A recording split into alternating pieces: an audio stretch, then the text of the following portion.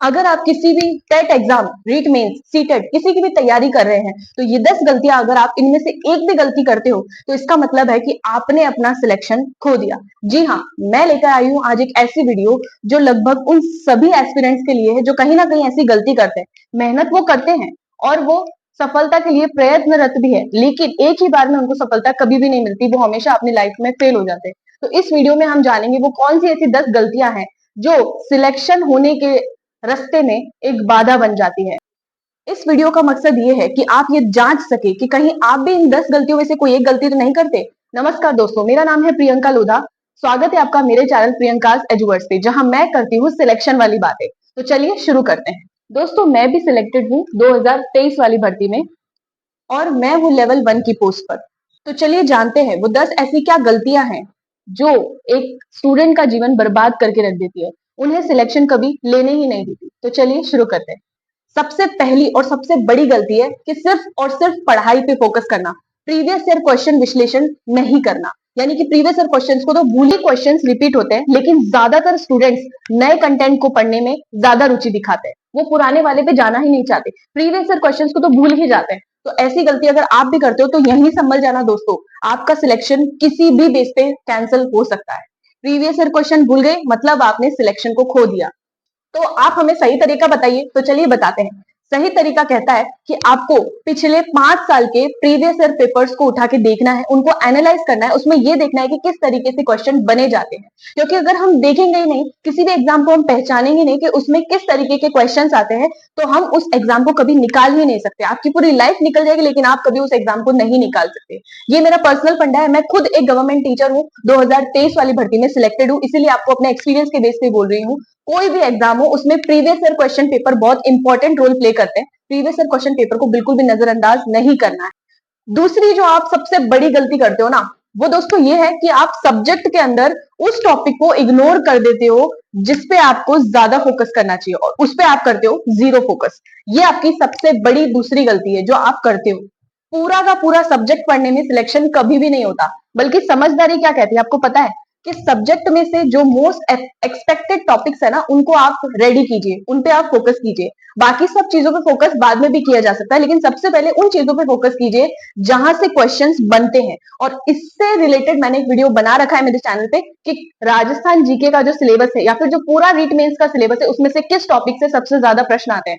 आप जाके देख सकते हैं मेरे चैनल पर, या फिर मैं लिंक अपने डिस्क्रिप्शन में दे दूंगी, आप देख सकते हैं। मैंने सभी रिलेटेड वीडियोस, बहुत सारी वीडियोस बनाई जिसमें मैंने हाउस वाइफ्स के लिए टाइम टेबल, किस प्रकार से आपको टाइम टेबल फॉलो करना चाहिए, क्या स्ट्रैटेजीज है पहली बार में सिलेक्शन लेने के लिए, थर्ड ग्रेड टीचर्स को सैलरी कितना मिलता है, इन सब से रिलेटेड, और मैंने कौन सी बुक्स यूज की, कौन से यूट्यूब चैनल्स को फॉलो किया, इस सब से रिलेटेड मैंने वीडियोस बना रखी है, तो आप जाके जरूर देखना। तो सही तरीका क्या है? सही तरीका यह कहता है कि आपको उन टॉपिक्स पे फोकस करना है जो बार बार रिपीटेड हो, यानी कि बार बार जो क्वेश्चंस आए हो जिस टॉपिक से, उसके लिए आपको डीप स्टडी करनी है। आपको पूरा का पूरा सिलेबस की डीप स्टडी नहीं करनी है, आपको उन टॉपिक्स पे डीप स्टडी करनी है, उसकी तह तक घुस जाना है जिनसे प्रश्न आए हुए हैं। ये सही तरीका है तैयारी। तीसरी तीसरी सबसे बड़ी आपकी जो गलती वो है, टाइम टेबल तो बनता है लेकिन आपसे फॉलो नहीं होता। सही बोल रही हूँ ना? सही हो तो कमेंट करना कि हाँ आपने बिल्कुल सही बोला। हम रोज टाइम टेबल बनाते हैं, रोज फाड़ते हैं, रोज टाइम टेबल बनाते हैं, रोज फाड़ते हैं। ऐसी गलती आपने छोड़ो, मैंने भी की थी।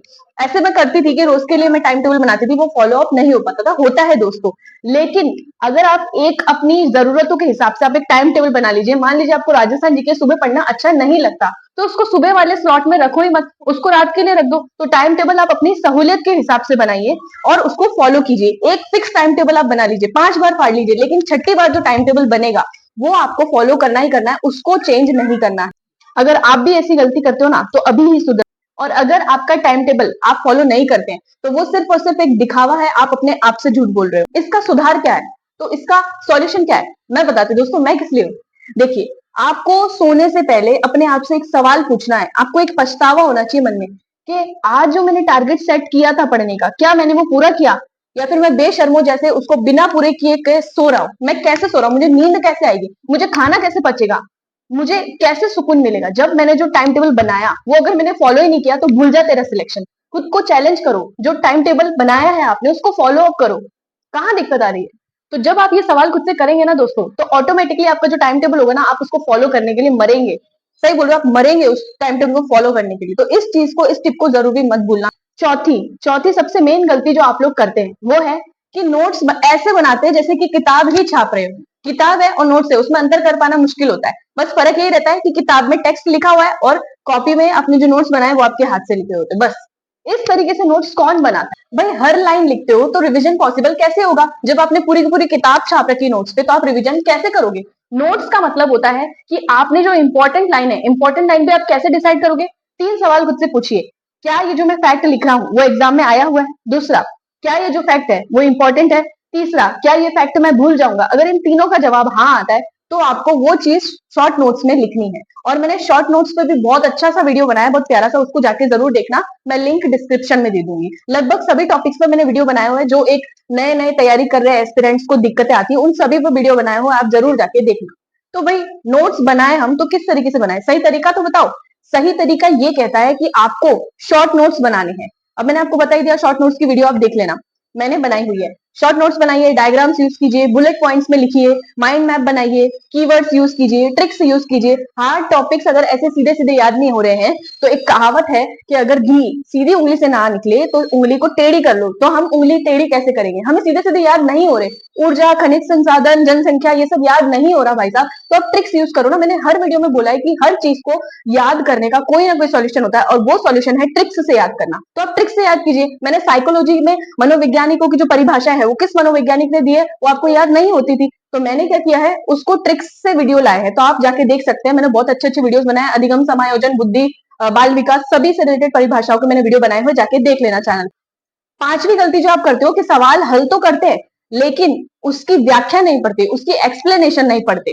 सिर्फ सही ऑप्शन देख के आगे बढ़ जाना बेवकूफी है। जैसे आप लोग यही करते हो, आप लोग वस्तुनिष्ठ प्रश्न वाली बुक तो ले आते हो, अब उसमें आपने ऑब्जेक्टिव टाइप क्वेश्चन, बहुविकल्पिक क्वेश्चन पढ़ लिए, उसमें सही उत्तर देख लिया कि हाँ भाई फलाने क्वेश्चन का उत्तर जयपुर, जोधपुर, बीकानेर और जैसलमेर है, उसमें आपने सही उत्तर पढ़ लिया, हाँ भाई इसका उत्तर बीकानेर है, बस वहीं तक सीमित हो जाते हो। ऐसा नहीं करना है दोस्तों।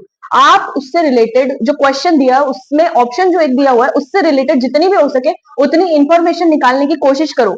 ऑप्शन पढ़ लिया, ऑप्शन रट जाएगा, याद हो जाएगा, लेकिन उससे रिलेटेड जितने भी इंफॉर्मेशन है वो आपको साथ के साथ लेते जानी चाहिए। और हम लोग यही गलती करते हैं। वस्तुनिष्ठ प्रश्नों की बुक से सिलेक्शन नहीं होता, आपको थ्योरी भी पढ़नी पड़ती है, डीप में भी पढ़ना पड़ता है, लेकिन डीप पढ़ने का मतलब मेहनत करना नहीं है, हार्ड तरीके से मेहनत करना नहीं है, कोल्लू के बैल जैसा मेहनत नहीं करना है, आपको स्मार्ट स्टडी करनी है। मेरा सिलेक्शन हुआ है स्मार्ट स्टडी करके, यानी कि मैंने सिलेबस को पढ़ा है, समझा है, प्रीवियस ईयर क्वेश्चन एनालिसिस किया है, यानी कि पिछले साल के क्वेश्चन किस तरीके से आते हैं उनको मैंने उसी तरीके से पढ़ा है। जरूरी टॉपिक्स जो थे उन पे सबसे ज्यादा फोकस किया, और जो मुझे लगा कि यार ये नहीं आ सकते उन पे मैंने फोकस ज्यादा किया ही नहीं है। मैं बहुत एकदम सिंपल वे में चली हूँ, आप लोगों की तरह मैं इतना ज्यादा कंफ्यूज नहीं थी।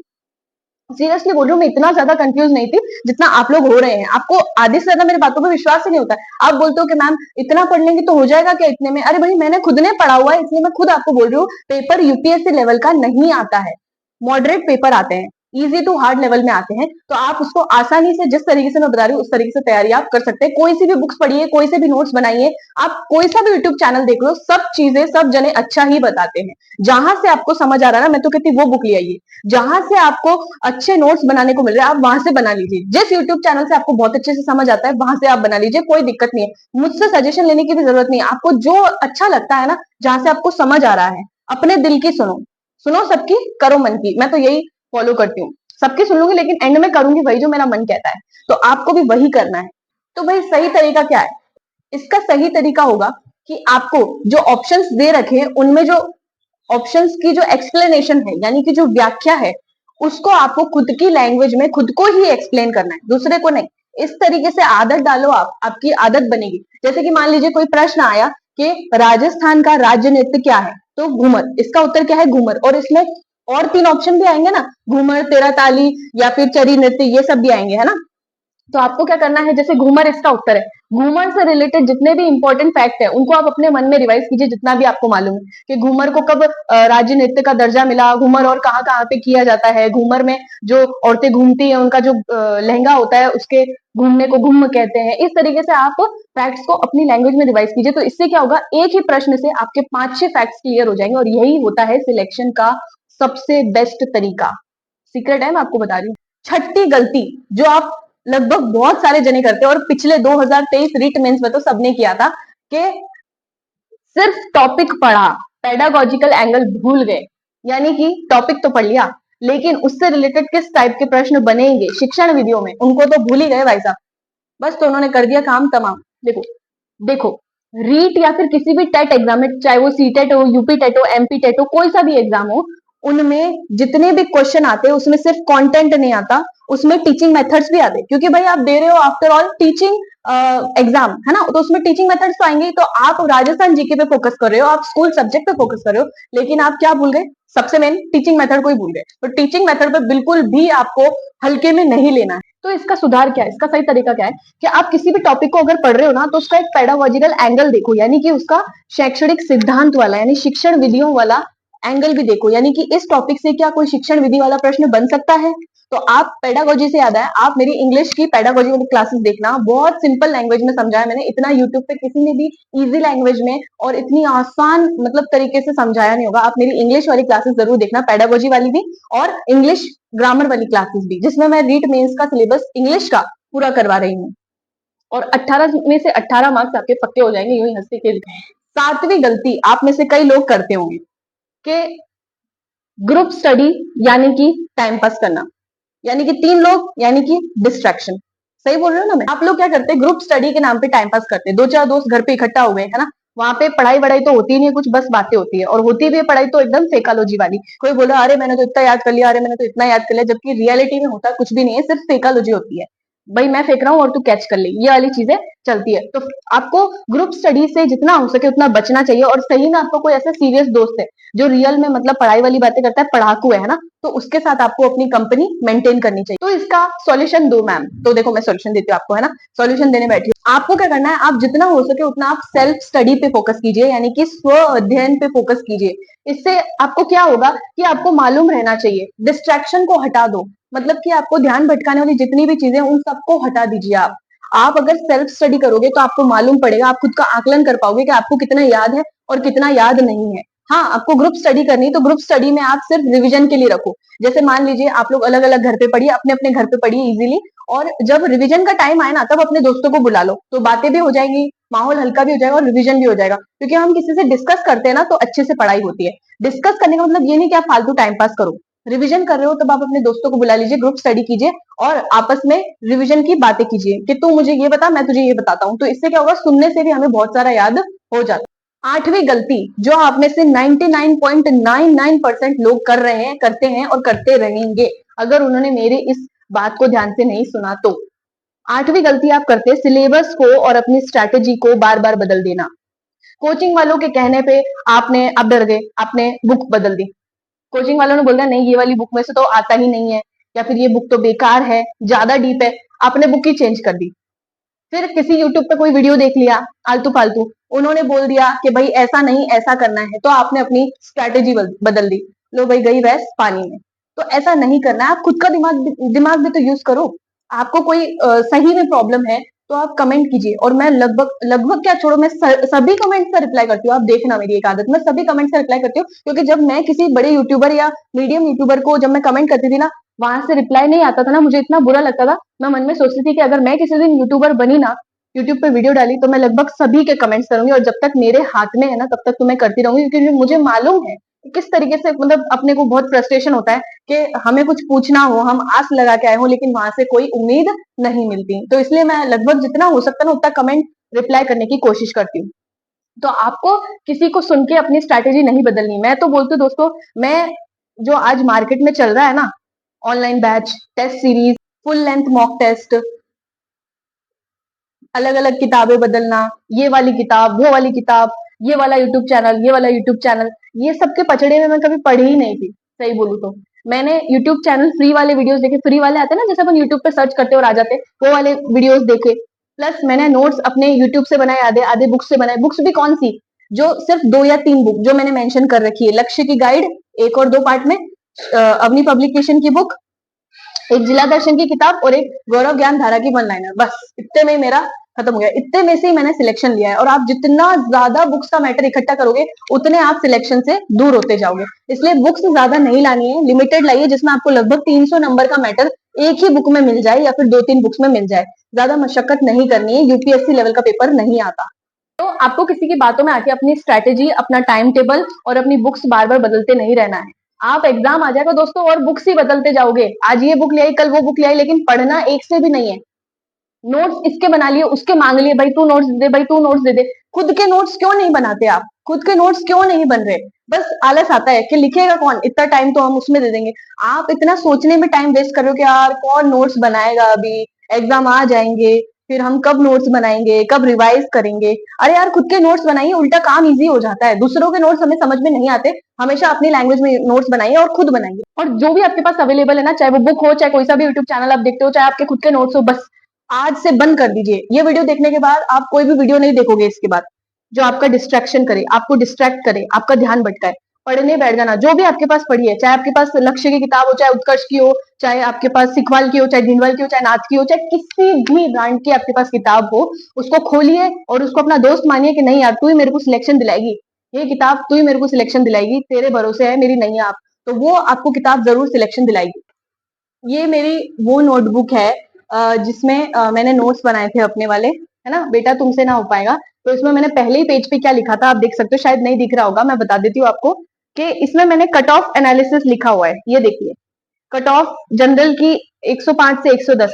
हालांकि ये इतनी नहीं गई है, 105 नहीं है, 105 तो क्वेश्चन है, ठीक है। 105 क्वेश्चन से 110 यानी कि वही कट ऑफ गई है सेम। और ओबीसी का मैंने अपना अंदाजा लगाया था 215 नंबर, और मेरे रियल में 210 नंबर बन भी गए थे। वो तो ऑफिशियल आंसर की आई थी, प्लस रिट लगी थी और वो सब लगा था, इसलिए माइनस होकर 196 आए थे। और मेरी कैटेगरी ओबीसी है, मेरे 196 आए थे, कट ऑफ के ऊपर मेरा सिलेक्शन हुआ है। तो आप देख सकते हैं यहाँ पे क्या लिखा है, मैंने भगवान का नाम लिखा है, जय माता जी, जय भैरू जी, जय गणेश जी भगवान, सब लिखा है। और फिर कट ऑफ एनालिसिस लिखा है, और रियल में वही हुआ, मतलब रियल में वही कट ऑफ हुई, आप मानोगे? तो आप अपनी कॉपी, जो भी आपके पास नोटबुक है, जिस भी रजिस्टर में आप नोट्स बनाते हैं, उनके आगे आपको अपना टारगेट लिखना है। और जितना आपका टारगेट है ना, उससे थोड़ा बड़ा लिखना, क्योंकि थोड़ा उससे नीचे भी जाए ना तो भी आपको दिक्कत नहीं होगी। तो लॉ ऑफ अट्रैक्शन कहता है कि आप जो सोचते हो, जो बोलते हो, वो ही आप अट्रैक्ट करते हो, यानी वही आपके पास आता है। तो आप आज से ही सोचना शुरू कर दो कि मेरा सिलेक्शन तो होके ही नहीं रहेगा, इतनी क्या औकात कि मेरा सिलेक्शन हो ही ना, है ना।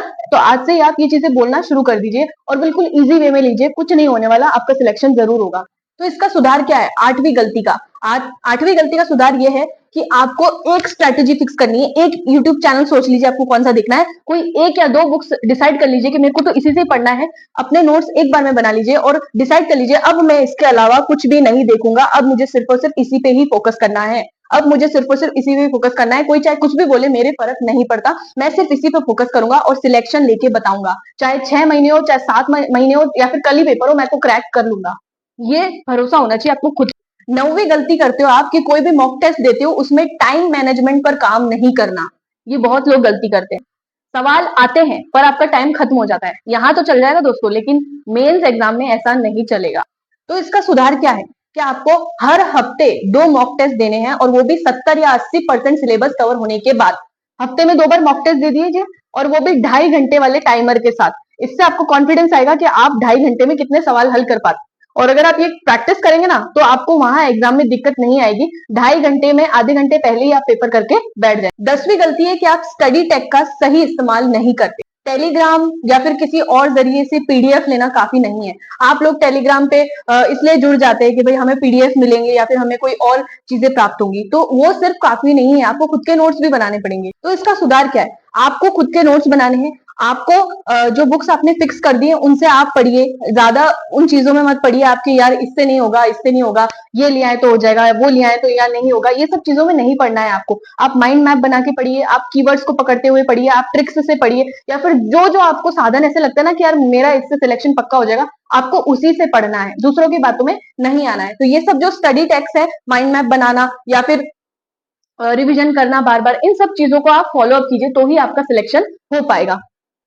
तो एट द एंड मैं आपको ये बताना चाहूंगी कि किसी भी कंपटीशन एग्जाम की तैयारी सब लोग करते हैं, लाखों करोड़ों में फॉर्म्स आते हैं, लेकिन सिलेक्शन सिर्फ उनका होता है जो सही स्ट्रेटेजी से चलते हैं और इन 10 तरीकों की गलती नहीं करते हैं। अगर आपने इन ऊपर दी गई 10 गलतियों में से 3-4 गलतियां भी अगर आप कर रहे हैं और की हैं, तो अभी सुधार लीजिए, क्योंकि अगर इनमें से एक भी लक्षण आपको दिखता है ना कि आप कर रहे हो, तो आप अभी संभल जाओगे इस वीडियो के थ्रू। आगे फिर बहुत देर हो जाएगी दोस्तों, वरना अगला साल भी ऐसे ही निकल जाएगा। रीट मेंस करते थे। दोस्तों मैं आपसे एक पर्सनल एक्सपीरियंस भी शेयर करना चाहती हूँ कि मैं ये सब जो बोल रही हूँ ना, ये मैंने कहीं से सीखा नहीं है, बल्कि मैं खुद के एक्सपीरियंसेस से बोल रही हूँ। एक एक पॉइंट्स बनाती हूँ, और जो मैंने उस टाइम उस जर्नी को फील किया है ना, मैं चाहती हूँ कि आप भी इस जर्नी को अभी फील करो, मजा लो, इस तरीके से डिप्रेशन में मत निकालो। डिप्रेशन होता है, मुझे मालूम है, लेकिन इस जर्नी को एंजॉय करो। उस टाइम मैंने उस जर्नी का बहुत एंजॉयमेंट लिया है, और आज देखो मैं उस जर्नी का आपको हंस हंस के मैं बता रही हूँ, आपके सामने एक्सप्लेन कर रही हूँ इस तरीके से। तो मैं चाहती हूँ आप सब मेरे भाई बहन हैं, आप सबका भी सिलेक्शन हो, और आप लोग मुझे देखकर इंस्पायर हो।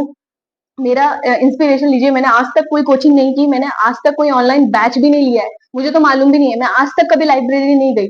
आप चाहे तो मेरे, अगर आप जानते होंगे किसी को मेरे परिचित में, उनसे भी पूछ लीजिएगा।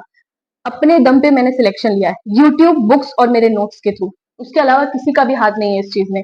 तो मैं उन लोगों के लिए इंस्पिरेशन हूँ जिन्हों के पास पैसे देने के लिए, कोचिंग में पैसे देने के लिए पैसे नहीं है, ठीक है, या फिर ऑनलाइन बैच उनको समझ में नहीं आते, जो लाइब्रेरी नहीं जा सकते, घर से बहुत दूर है। मैं उन लोगों के लिए इंस्पिरेशन हूँ कि ऐसे लोगों का भी सिलेक्शन हो सकता है। कई लोग ऐसे होते हैं जो कोचिंग लेते हैं, ऑनलाइन बैच भी इकट्ठा करके रखे होते हैं, 2-3 उन्होंने, पर उनका सिलेक्शन नहीं होता। तो इस भ्रम को तोड़ने के लिए मैंने इस टाइप की वीडियोस बनाई। मैं चाहती हूँ कि अगले साल तक आप लोग भी इसी तरीके से, जिस तरीके से मैं आपके सामने अपनी जर्नी को हंसते हंसते बताती हूँ, जो दौर मैंने पार किया है, वो भी आप लोग में से मेरे कई भाई बहन ऐसे होंगे जो इंटरेस्ट रखते होंगे, वो भी अपनी कहानी इस तरीके से बताएं। तो मुझे बहुत खुशी होगी। आप सभी को मेरी तरफ से ऑल द बेस्ट। आप सभी का सिलेक्शन हो जाए, भगवान करे। जो दिल से मेहनत करेगा ना, जो दिल से इन स्टेप्स को फॉलो करेगा, और जो ईमानदारी से पढ़ाई करेगा ना, उसका सिलेक्शन 100% पक्का है। मेरी दुआएं आप सबके साथ है। Thanks for watching.